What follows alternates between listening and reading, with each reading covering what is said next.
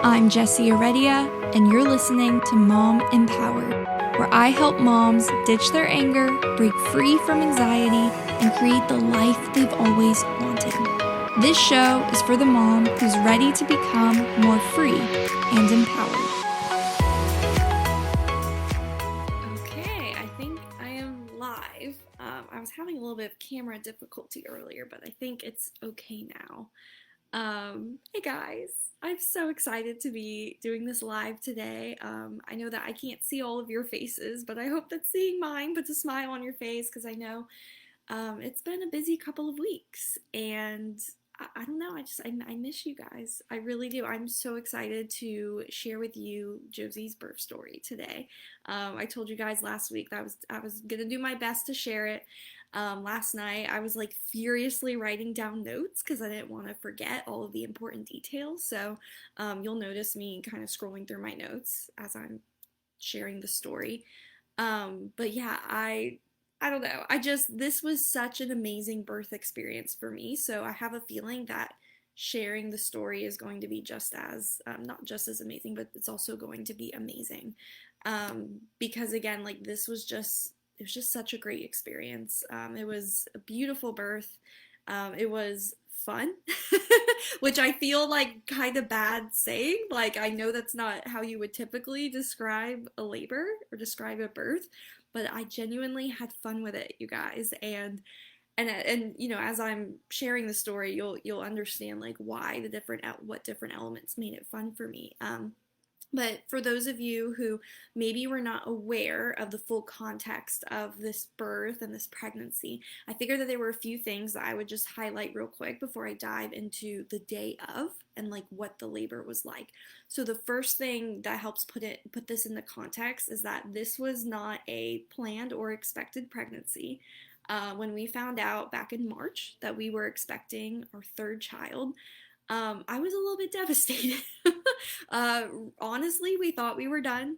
We had just become foster parents. We were so excited to like expand our family in a different way. I was not looking to get pregnant again. I did not want to give birth again.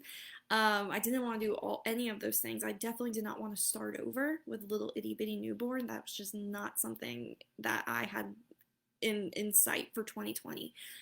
But but we did get pregnant with our Josie Kathleen.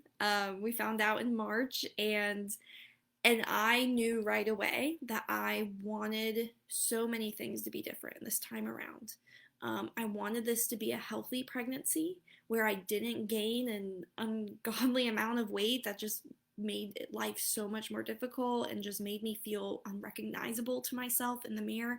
I knew that I wanted to stay active. I knew I wanted to eat right. Um, I knew that I wanted another home birth because I had had a home birth with our second child, Jamie, and that was in May of 2018. So a couple years ago, I had another home birth back at our old home, and I knew that. So I knew I wanted to have another home birth, but I wanted to try a water birth this time with an actual like birthing pool, like a pool or a tub. I knew that I did not want this labor to be anywhere near as long or as painful as my last one was. My last labor was 17 hours, which really, really threw me off because my first birth with Tessa in the hospital was only 10, and that was also a natural birth. It was just in a different setting in a hospital. But it caught me so off guard that Jamie's birth was 17 hours long that I knew like this time around, like if there was anything I could do to make my labor shorter and a little bit even easier on me, on my body, I wanted to do that. So being healthy was a big crucial part of that for me, I feel like. So that's just one part of the story, just the fact that it was unplanned, but we knew that we still wanted to do another home birth. I had a lot of hopes and dreams of this birth, of this birth with Josie redeeming my last birth. And because my last birth, again, it was just so much longer than I anticipated. It was so much harder than I anticipated. And honestly, I felt a little bit robbed of that peaceful, calm home birth experience that I had longed for. So when I was thinking about what I wanted this birth to be like, I knew that I wanted it to be somehow redemptive in that way. I wanted it to be a different experience. I wanted it to be more calm and more peaceful, and for me to feel confident in it, because in my last birth, I think part of the reason why it was so long was because my confidence began to waver and I stalled out multiple times, and I was just questioning myself and saying things like, I can't do this, this is too hard. And I know that's very normal for birth, but in a way I was resisting the process. I could tell that like my body was like tensing up and I was just not wanting to deliver my child Jamie. And I do think that that resistance played a big role in why it took so long and why it was so hard. So I wanted this experience to be empowering and and very different. I told Grant and I told all my girlfriends, like, I wanted this birth to be kind of sexy, which is like so weird to say. I know that again, that's not typical. That's not what you would normally hear from a mom who's planning to give birth. But I really wanted this to be like a sexy experience. I wanted to be intimate with Grant and I. Like, I spent a lot of time this whole pregnancy, and especially in the weeks leading up to the birth, like really visualizing this birth. And I like imagined myself like wearing my favorite bra and like my sexy underwear, and Grant and I just being so close and sexy together. And like, again, I know it's not normal, but like that is what I wanted to feel. I wanted to feel connected and intimate. I wanted to feel beautiful and powerful and amazing. So that was kind of like what I envisioned for this birth. More context for you guys in terms of this birth. I delivered at exactly 42 weeks, which we did not anticipate me going to 42 weeks. 11 days past the due date. Okay, we can do that because my other two girls were born 11 days past the due date. That's fine. But 14 days, woo, I was a little bit confused on what was going on here. Like when 11 days came and went, I was like, okay, Josie, like you missed your deadline. Like you missed your grand entrance. Come on now. Like this was your moment. I did not expect to go to 42 weeks. Another thing that is, very different for me than a lot of other women is that I don't typically have any noticeable Braxton Hicks. I have no signs of labor prior to going into labor. That has been true for all three of these births. I have had no inkling, no false labor, no, is that a contraction? Like when I go into labor, I'm in labor. Like I know that this is the real thing. So the fact that I was 42 weeks and I still was not experiencing any noticeable Braxton Hicks, I didn't see any mucus plug, like there was just nothing. Like when I had that first contraction on last Monday at 2 p.m., I knew like this is it. So that morning, let me back up to the morning of that she was born. We dropped the girls off at their preschool, and I called my midwife and said, like, what do you think about me taking castor oil? um, because I had heard that that could be a great way to jumpstart labor. It could also lead to you just spending the whole day on the toilet. But I, at this point, with being 42 weeks and just like not wanting to have to go in for an ultrasound and not wanting to do another non-stress test, like I just didn't want to go through all that. So I was like, I want to make it today if I can. Like let's just see what we can get going here. So I asked her how she felt about me taking castor oil, and she was like, go for it. So I made a castor oil milkshake. And the way that castor oil is supposed to work is it basically is supposed to give you intestinal distress and diarrhea to the point where hopefully it would help your body begin contractions. That's how it's supposed to work. So I made a milkshake with it, and I thankfully did not taste the castor oil at all. A lot of women say it's like the nastiest thing they've ever tasted because it's just like this gross oil, and like the texture and the taste is just terrible. But I really put some chocolate ice cream in that shake. I was like, I am not going to taste that nasty oil. So I made an amazing tasting shake.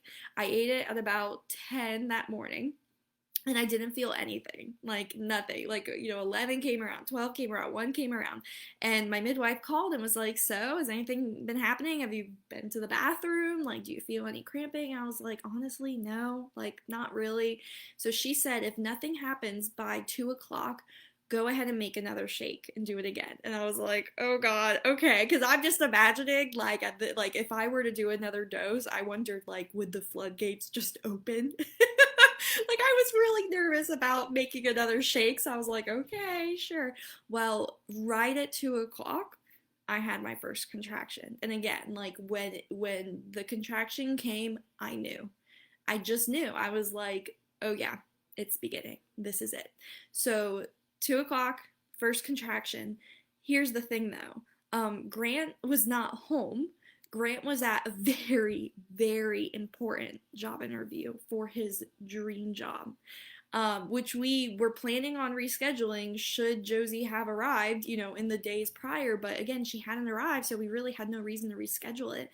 So he was at that interview, and I told him, like, if I go into labor, unless I really feel like it's speeding up, I'm not going to tell you. I'm not going to text you or call you. I want you to be totally focused and just, like, so, like, I want you to have your A game on. So I start going into labor and I like didn't really tell anyone. Like I didn't know who to tell. I think I texted my mom just to give her a heads up, like, hey, you might need to pick up the girls soon, because my parents were gonna take the girls for the day or however long.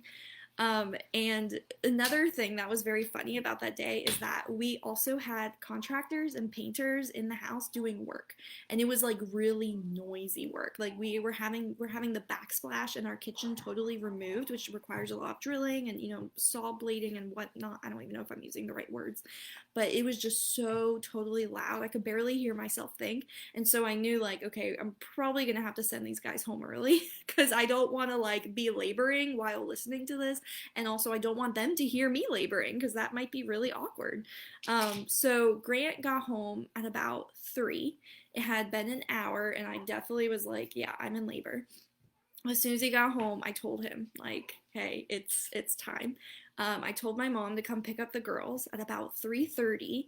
Grant sent the painters and contractors home. He told them, like, hey, Jess is in labor. You're going to need to pack up. And we'll see you in 2 days. So that was kind of funny and exciting. At that point, I was already in the bedroom. I didn't really want to talk to anybody. I was just kind of like trying to create my own space.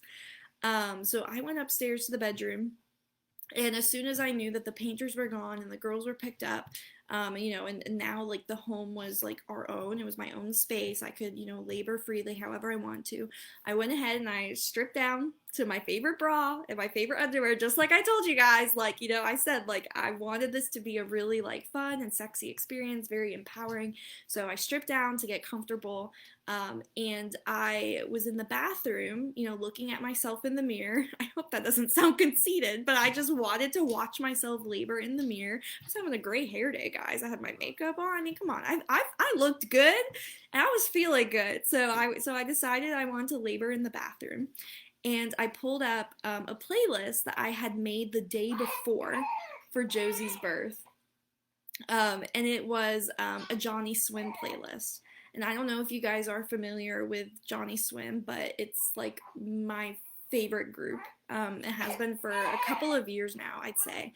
And Grant and I, we love listening to them together. I keep telling him, like, as soon as like COVID is, not really a thing anymore, and we can go like to concerts and shows, like I would love to go see Johnny Swim live. They just have this beautiful sound. A lot of their songs are love songs, and and we just love like singing them together and listening to them in the car. It puts me in such a good mood.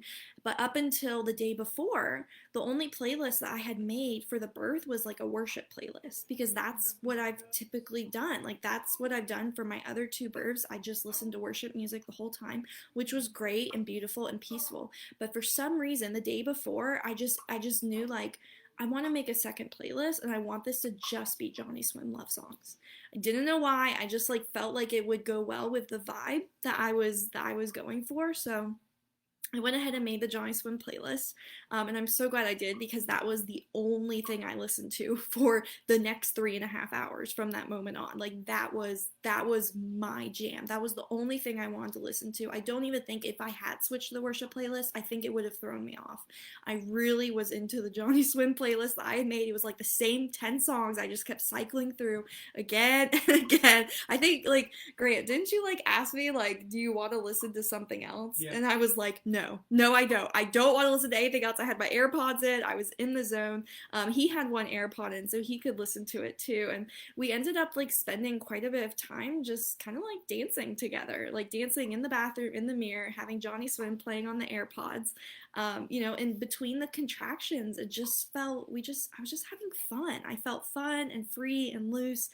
Grant singing with me, kind of grinding up behind me, like just having a great time. And when a contraction would come, of course, I would, stop dancing because, that requires a little bit more focus.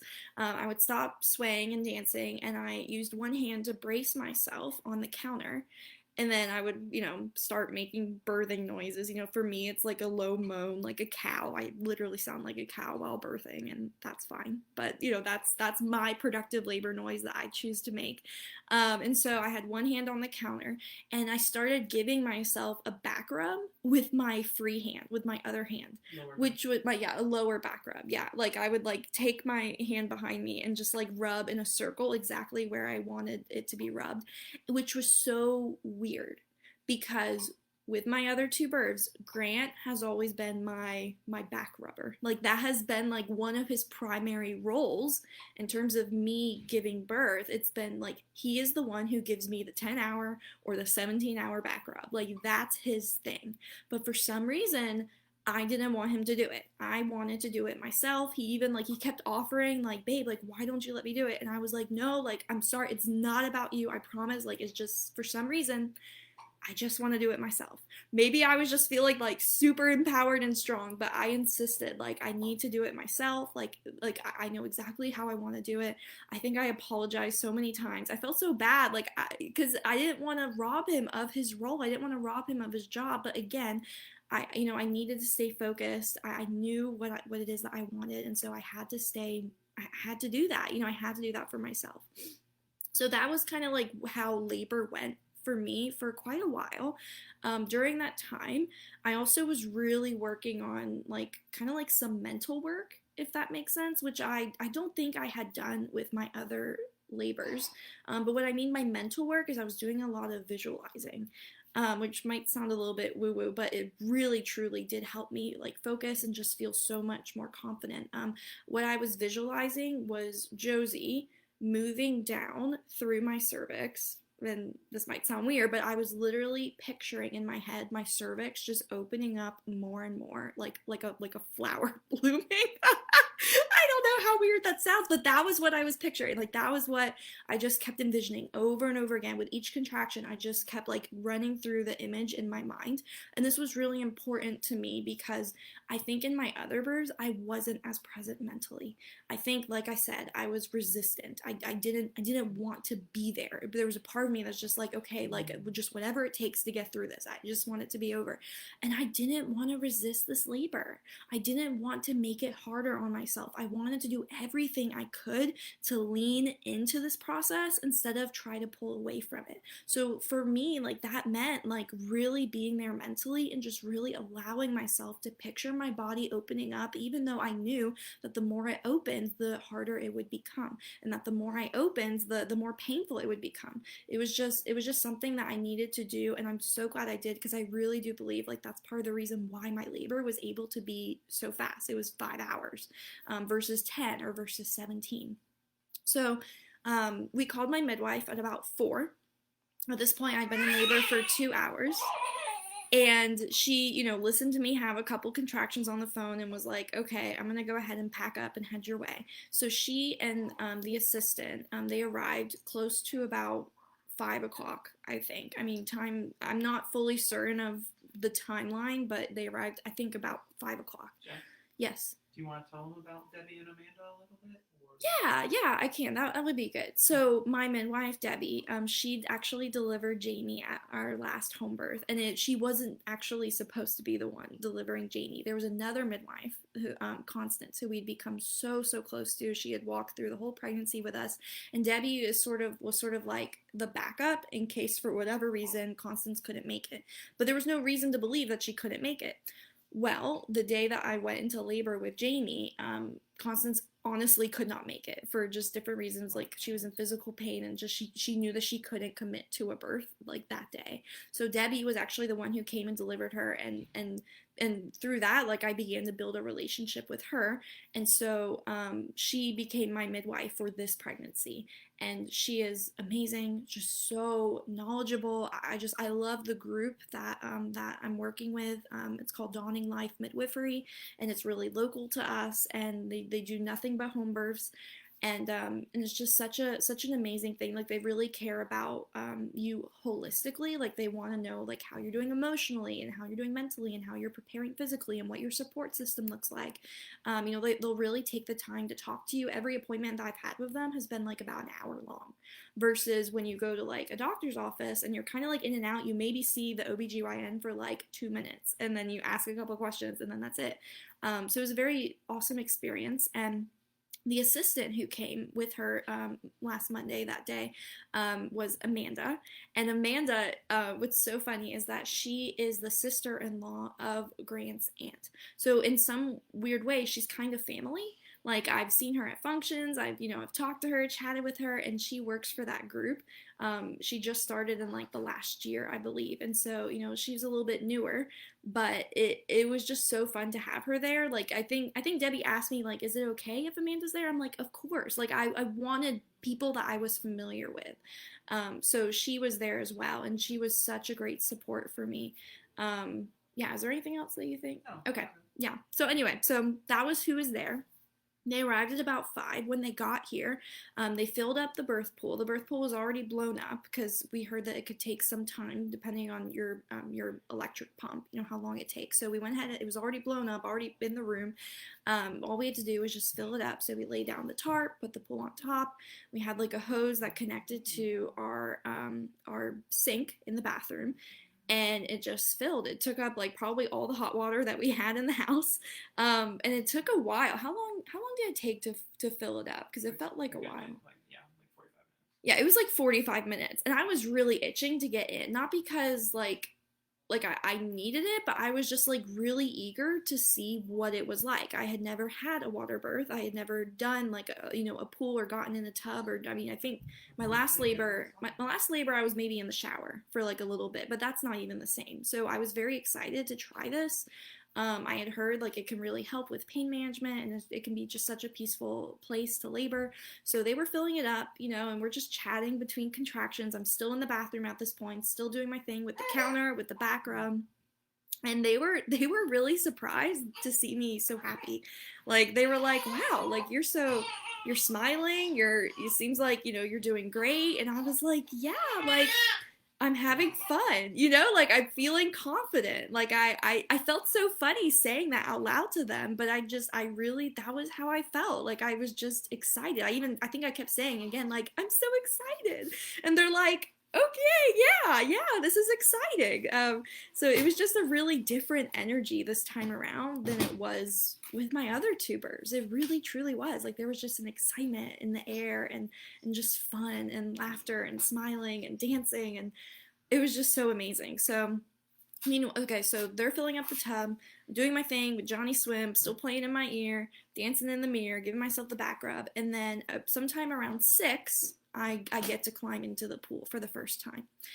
And, in order to get into the pool, of course, like, I stripped down fully because I'm like, what's the point of having my underwear on? They're just going to get soaked. So I took off my underwear, and I was like, well, you know what, at this point, I might as well just take off my bra too. Just, let's just, it's going to happen anyway. So I went ahead and climbed into the pool fully naked. I'm sitting there, kind of on my knees, and it finally dawns on me, like, oh my gosh, these people are like watching me take a bath. Like, that's how it felt. I was like, it really does feel like they're watching me take a bath. And and I had to kind of like get over that awkwardness. I'm thinking like, this is weird. But the more I thought about how weird it was, the more I was like, no, like if you focus on this too much, you're gonna stall. Do not go there. Just stay present. Keep listening to the music. At this point, I asked Grant if he would take the AirPods away and just play the music for the whole room to hear, because I thought it might make it a little bit less awkward, because who wants to just sit in silence while a woman's like in the pool? Like moaning like a cow. So we all listened to Johnny Swim together. And I just did my best to enjoy the moment. I felt like my contractions did slow down initially as I was, in the pool. But then my midwife suggested, okay, what if you get off of your knees? Because that's what I was doing. I was on my knees, kind of like, laying over the side. And she suggested that I lay more on my back with my legs open, which made me so nervous, because I'm thinking, like, okay, if I open up my body in that way, like, like, opening up when you're in labor means, like, you're getting closer to delivering, and, like, there's more pain, and, so, but I knew, like, I cannot resist this. I have to try it, like, that's the goal. The goal is to be open. The goal is to open up and get this baby out. So I went ahead and tried it. Instantly made my contractions way more powerful. I did 2 contractions in that position, and I was like, okay, I'm good. And I went back onto my knees. Well, at this point, because all of a sudden labor had really picked up, like, now, like, things started to get a little bit more fierce. A little bit more fierce than fun. I was no longer having as much fun. I was starting to get a little bit, like, panicky, because I knew that, like, I'm close to transition. I could tell, like, my body, like, I felt the need to push. I felt the need to poop, like, all the things that happens when you're, like, getting close to actually pushing and being in transition and fully dilating. And so transition began probably around 6:30. And for me, this is when I get really frantic. I think this is when most women get frantic. Like, you start to say things like, I can't do this, I don't want to do this. For me, the thing I kept saying over and over again was, I'm scared, I'm scared, I'm so scared. And sweet Amanda is like, what are you scared of? And I was like, I don't know, I'm just scared. Like, I don't even know what I was scared about. It's not that, like, I was scared that I couldn't do it. I knew I could. I mean, I knew the only way out was through. I'm gonna do this. I think what I was scared of was just, like, I'm just scared of being overcome, like, and even though I couldn't quite verbalize that, I think just the fact that I just said, like, I'm scared, I think that helped me, because it was me verbalizing my fear. Instead of trying to, like, push it down, I just went ahead and said out loud, like, I'm scared. Maybe I did it more for myself than for anybody else, really.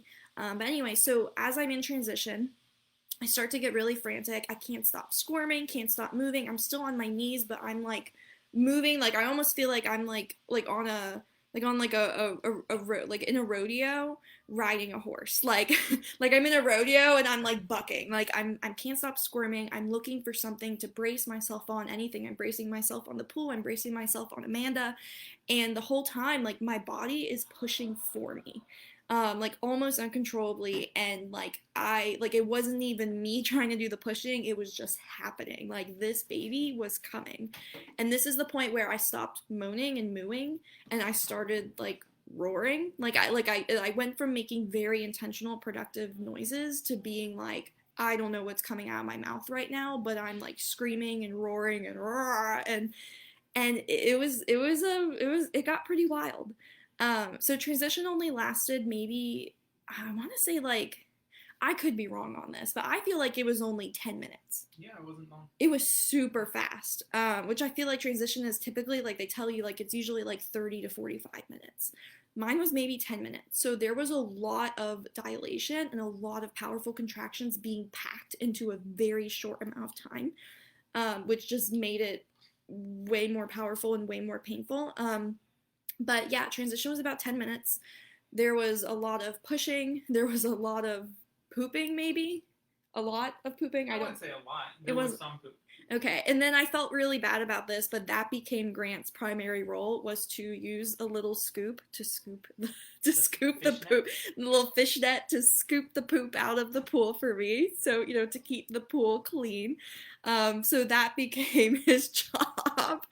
But I had no idea that was what he was doing. I mean, I was not aware of what anyone was doing. I just knew that, like, this baby's coming. So transition was about 10 minutes, and then the pushing, like, where I was, like, intentionally pushing, I could feel her crowning, like, her head was coming out, and then her body, all of that probably was less than 5 minutes. It felt so unbearable in the moment, but it also was so quick. Like, I didn't even have time to really, like, rest on how terrible this felt. So I remember feeling her crown, and I knew I was so close, and everyone in the room was saying to me, like, you're so close, keep pushing, you're so close. And that just, like, it just invigorated me, like, it just energized me. And so at this point, I was up on my knees, and I'm holding on to Amanda, I believe, if I'm recalling correctly. I'm holding on to her with my hands for support. I'm fully on my knees, and Josie came out of the water. Like I was not in the water. My body, yeah, I was doing like a half squat. No, I was on my knees though. I wasn't squatting. Well, you were so far out of the water. I was so far out of the water. Like I don't think you could actually call this a water birth. Like I wouldn't say like, oh, like I had a water birth. It wasn't a water birth. I was in the pool, but again, like I was up and out of the water, and I had to stay out of the water because once a baby's head comes out, if the baby is born in the water, then it's fine. You can fully deliver in the water because they haven't like taken that first breath or whatever. But if the head comes out and you're not in the water, you have to stay out of the water. You can't like submerge the baby then. So yeah, so they kept telling me like stay up, stay up. And so I just kept like bracing on to Amanda, and she was born. And I feel weird using this word, but again, like I can't think of a better word to describe it. And I had the same experience with Jamie at my last home birth. As her, like, her head came out and then her little body came squirming out right after. It felt almost like orgasmic. Like I would say maybe it was like an orgasmic birth, not saying like I had like a climax or whatever. But it just felt very like, whoa, like I'm screaming yes, yes, yes, and like I'm like rocking back and forth. I did this with JV, and again, like I did this with Josie. It was very, I don't know what you would use to describe it, but I would say it was kind of like an orgasmic birth, where it was just like a very pleasant, ecstatic feeling, emotion that came over me as her body was coming out. Now the crowning, that feeling was not there yet, but as soon as her head was out and then her body, like her little shoulders and her body came out, like that was really just such an amazing feeling for me. So then she was born. She was born at 6:56, almost exactly 5 hours after my first contraction. Grant was unable to catch her. Again, I was very sad about that, and I just felt like I just wanted to keep apologizing for it because he had caught our other girls, and I know, like, that was such an important thing for him, but he wasn't able to catch her because Debbie needed to help move the cord out of the way, just to make sure that everything was all right. So he didn't get to catch her. But then once she was out, Debbie held on to her for a minute, and I immediately said, like, I need a minute, I need a minute, I need a minute, because I know that typically they'll pass the baby up to you, maybe like between your legs, and I just knew, like, I just need like a second to stabilize. Like I wanted like my heart rate to come down. I wanted to feel more steady. I wanted to like embrace my reality for a moment of, oh my gosh, like she's here and this is my baby. I heard her cry, and that made me so happy. I think I maybe said like once or twice, like, I hear her, that's my baby, that's my baby. So after about a minute, I finally got up and they helped me move to the bed. And then once I was laying in the bed, which, it's so nice being in your own bed, guys. It really is so nice. And honestly, like, it wasn't very messy. Like, they put things down to make sure that your sheets stay okay. And even if not, they were old sheets anyway. But anyway, I'm laying in the bed, and they laid Josie on my chest, and they did a quick exam of her, trying to like suction out her mouth and her nose, make sure she can breathe all right.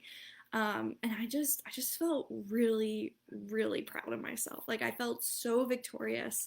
I think I hope this doesn't make me sound conceited, but I think I said multiple times, like, I'm amazing. I'm amazing. I did it. I'm amazing. She's amazing. I felt like a queen. Like, it was so unexpected of me, but I felt so empowered. I felt so amazing. Everything after that was just standard procedure. They gave me plenty of time to lay with her. I had her latch and feed on both sides, even though I knew that ultimately we would almost definitely be doing formula, which I just saw in the comments. Someone asked, like, when you get to this, what was your thought process for choosing to do formula instead of breastfeeding? And I definitely want to like explain a little bit of like why I made the decision that I did and why I made it so like far in advance. Because honestly, we had decided, like, probably the day that I stared at that pregnancy test, like, we're going to be doing formula this time. And I stuck with that decision. I never wavered. I never questioned it. And even when she was here and like we were latching and, and we had that first night together, like I knew like, yeah, like this was a beautiful experience, but this isn't what I want. I'm going to do this instead, which I will go into. But going back to that moment, she's latching, she's nursing. And then during that time, I delivered the placenta. It was very easy. They put it in a bowl next to me so that they didn't have to, so we don't have to worry about cutting the cord right away. We didn't have to, do that whole thing just yet. And at this point, I think somebody looked out the window and they were like, it's flurrying, like it's snowing. And it like literally was like I don't know how It was Georgia snow. it was Georgia snow. I mean, we're in Georgia, so it wasn't like boom, like blizzard, but there was snow flurrying, and that's super uncommon to happen this early in Georgia. Like usually, if we ever have snow, it's maybe like in January, February, or March. But for it to happen like at the end of November, November 30th, like that was really strange. And in a way, it kind of made her birth feel even more special. Like, oh my gosh, like it's snowing for her. Like, how unique and how different. Um, so that was really cool to hear. And then after about an hour of us laying in bed and her feeding, and I think during that time, like, I realized, like, I'm hungry. Like, I kind of need to eat, like, a dinner. So Grant made me scrambled eggs and toast, and it kind of, like, fed it to me. And then I asked for an apple, and so I had a meal, while I'm like laying in bed, laying her nurse. Grant, he cut the cord at some point, and then I passed her off to him so he could do skin to skin, and then I could hop in the shower, which again is another amazing, glorious thing about having a home birth is that you can just like get in the shower, like your own shower, and feel at home. And so they helped me walk over to the bathroom. I took such a hot, glorious shower. They were like, take as long as you want. And I was like, okay, I will. Like, I think at one point Grant was like, are you planning on coming out anytime soon? And I was like, maybe, we'll see. Like, I was just so enjoying that shower. So after the shower, eventually I had to get out. I knew I needed to. It was time. I got out, put a bathrobe on, climbed back into bed, and that's when they examined me to see if I had any tears, down there, which I did. Yeah. Yeah. I need to head Oh, out. okay. Take Josie with you? You don't have to. I can keep her. Okay. I think everyone wants to see her anyway. Thank you for feeding her. Oh, did she just feed? Yeah, no, she's good. Okay. Hey, All right. who is that? I'm gone. Is that Josie? Okay, can you give me a burp cough or something? This one right here. Thank you. Thank you. Sorry guys, intermission while I love on my sweet girl. So they examined me for tears, and I did tear. And they were like, yeah, you're gonna need a little bit of sutures, and we're gonna give you like a lidocaine shot, so that you don't feel the stitching. And I immediately got really nervous, which is just so funny because I had just delivered a baby out of my vajayjay, and now I'm like, oh no, I have to get stitches. But like, I mean, it's just, who wants that after you've already been through so much? Who wants to, experience more pain and discomfort? But anyway, I kept trying to hold them off. I kept saying like, can we wait? Like, I don't know if I'm ready. And they were like, okay, but at some point, like, we're gonna have to do it. So finally, I was like, okay, let's do it. I had Josie laying on my chest to try to like calm me down, and I'm holding Amanda's hand, and I'm like, okay, do it. And the needles did hurt, but I was being a bit of a baby about it. So, but once that was over, I started getting cramps, which I was told, I know like the cramping is very common, after you deliver a baby, because it's your uterus, I think, shrinking or moving. I don't know. There's stuff going on inside of you, and with that comes cramping. But man, I was cramping like crazy. Like it felt like more contractions, like where I'm having to like breathe through them, and I'm like, oh my God. And I was told that usually the cramping is a lot more painful with third babies than your first two, because I think like there's just so much room in your womb That they're just, I don't know. I don't exactly know why, but the cramping was not pleasant, not fun. Oh, thank you. Um, and during this time, I nursed her again because she seemed to be hungry again, and I wanted her to be happy when they did like the newborn exam where they measure her, weigh her. So after I nursed her, they did the measurements. We found out she was 9 pounds 6 ounces, my 9.5 pound baby, which I'm not at all surprised by for her being born at 42 weeks. Um, and then after this, they did a placenta exam, which was actually really cool because I had never seen it done before. But basically, they open up, or they lay out the placenta. What is it? They lay out the placenta to make sure like they got like there's no chunks missing out of it, and to make sure like everything was as it should be. And so I got to watch them do it, and they like laid it out, and it was really neat. I didn't keep it. I with my last with Jamie's birth, I actually did get the placenta encapsulated into pills because I'm like, oh, that might be interesting. Let's see. But I didn't do that this time. I was like, you can throw it out, guys. I'm not worried about keeping it. So after the exam, then they emptied out the pool with a hose. The hose, you get like something that helps suction it back out, and you empty it out into the tub. And so the pool was emptied out with another hose. Then the assistant, Amanda, she put all of the dirty linens in a trash bag. She put all of the trash in another trash bag. They tidied up the room a bit. They packed up their supplies, and they were gone by 10 o'clock. So she was born at 7. They were gone by 10.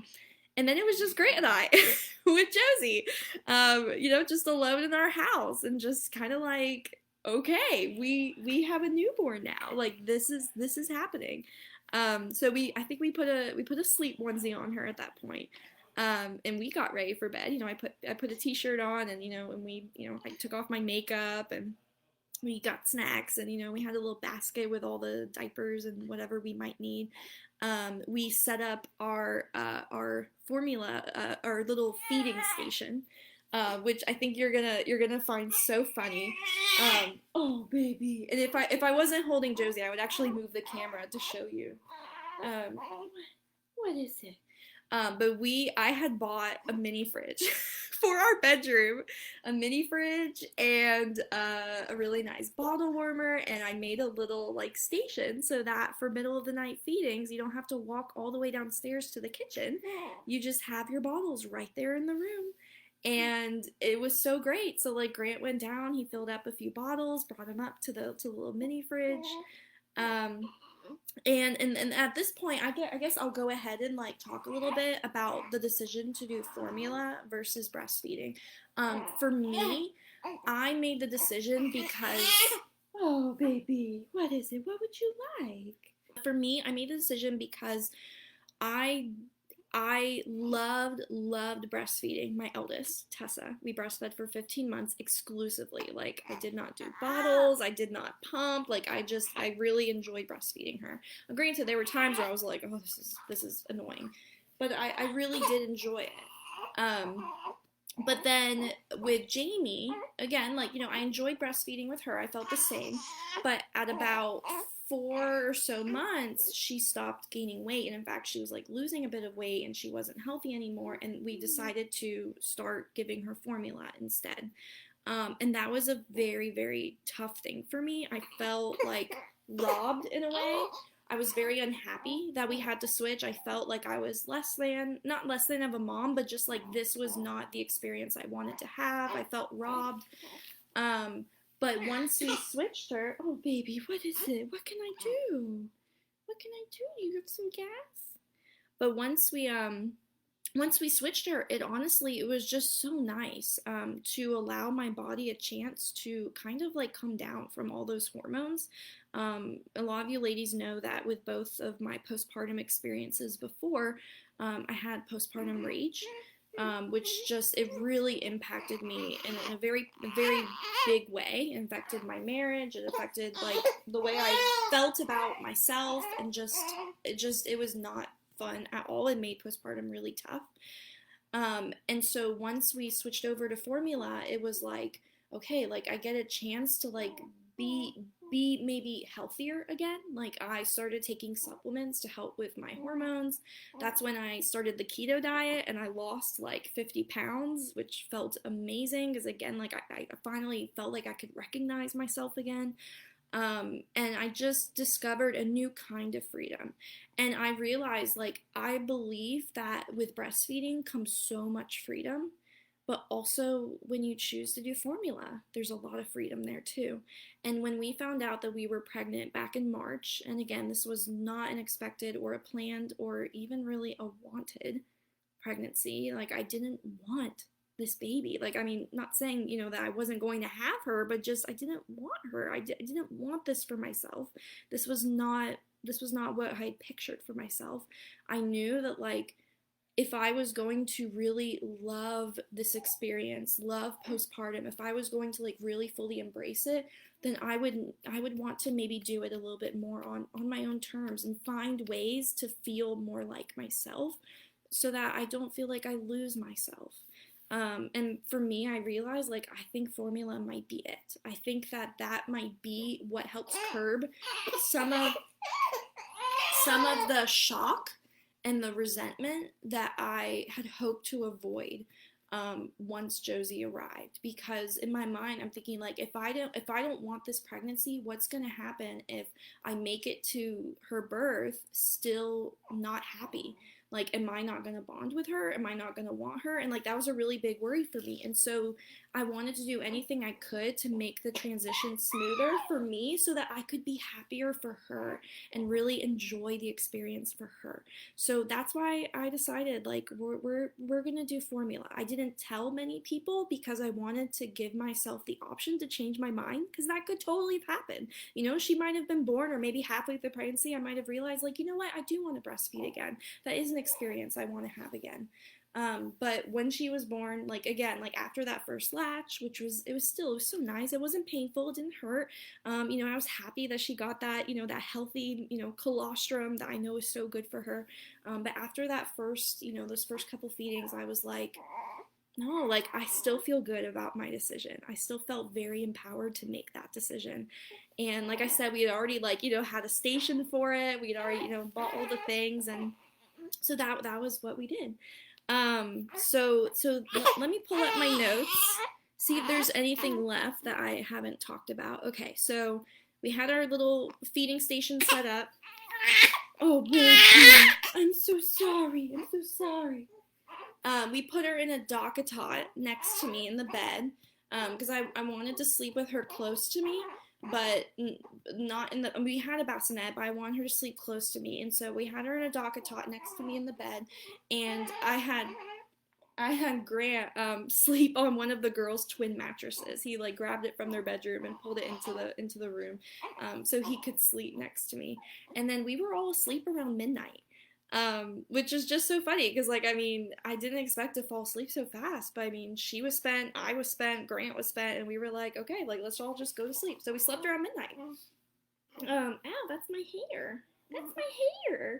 So postpartum, I'm just gonna cover just a little bit of like what this past week has been like. The first couple days were hard. Meaning like everyone was coming over and they were like, oh, she's so beautiful, she's so amazing, she's perfect. And I did not feel that way. I was like, oh, she's here. Like, oh, I have a newborn. And I didn't really know how to say that, so I just kind of kept it to myself. But I mean, I was still disappointed that, oh, baby, hey. I wish I had a pass it. Oh, here we go. I was still feeling disappointed.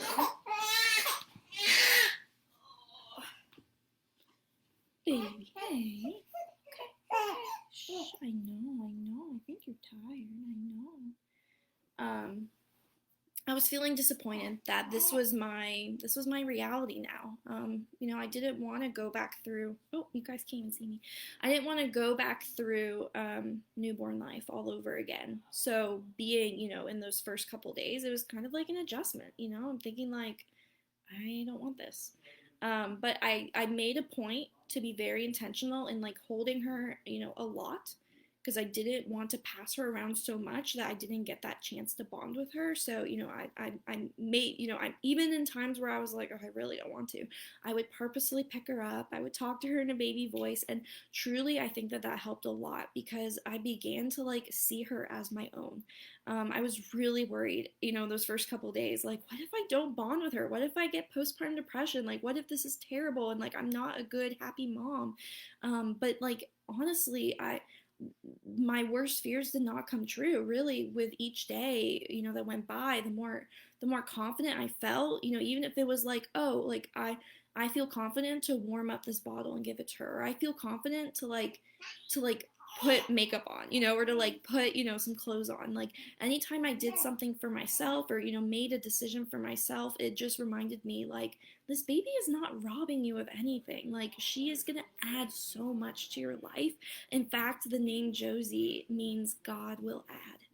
And we picked that name so intentionally because that was what I hoped for. I was so scared that having a baby would take things away, and I wanted to just like declare like no, like at some point like we're going to see the fruit of her. We're going to see the blessing that she is, and we're going to fully love and appreciate her, and she's going to add so much to our life. So